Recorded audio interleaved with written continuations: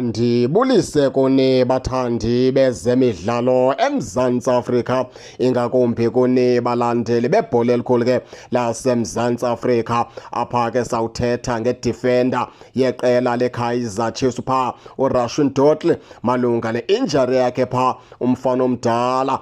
Ziyaphuma ke indaba ezithi ke uDotley lo njengoba niyazi into yokubana umfana omdala bekumele uba ubuye pha ngo-October.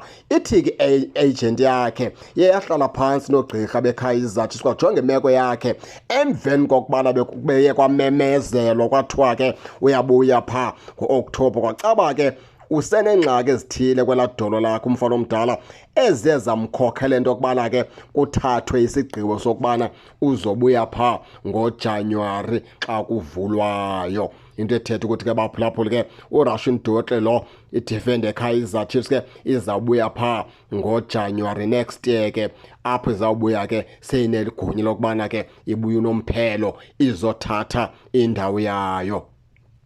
Siselapho ke kuRushden Dotley umfana omdala nawukhumbula into yokubana ke xa sinithela thuphe ngebali lakhe uthe efumana umonzakalo wabe elithemba likamqeqeshi bafana pha umlumzana Hugo Broos.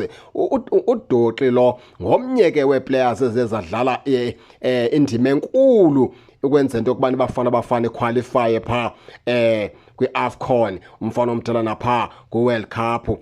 Bese squad sikamlumzana ke uHugo Broos elithemba pha kula center back yakhe. Nawukhumbula into yokubana ke ngomnye we-center back ezikhaba ngenxele, ngomnye ke wabantu ke ebethandwa uHugo Broos ke pha ngasemva, kwaze kwabe ke kufika pha uMbokazi wabeka i-center back ekhaba ngenyawo lasenxele. Into ethetha ukuthi ke nakwesi siphithiphithi sikaMbokazi uba ebekhona uDotley mhlambi komnumzana uHugo Broos ebezawuthatha isigqibo esiqatha athi uMbokazi uyambeka ngoba nethemba likaDotley, ngoba ke uDotley ngomnye kwe-center back bezikhaba ngenxele ebemsebenzisa kakhulu pha umlumzana ke uHugo Broos. Emveni koko besekuvela ke umbekezele Mbokazi ezawuthatha ke laa ndawo.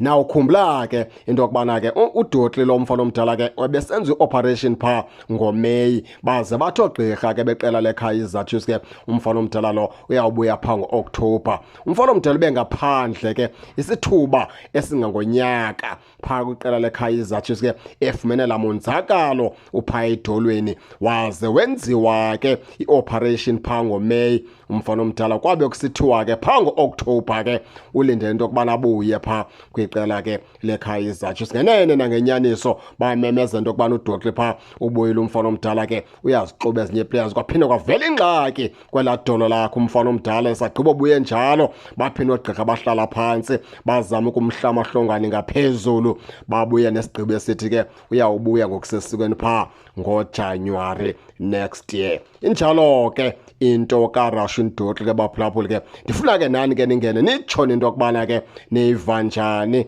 nize ke ningakhohlwa usubscribe kule channel ukuze ningaphoswa zezemidlalo endizanothulela zona kwixa elizayo kakuhle babukeli.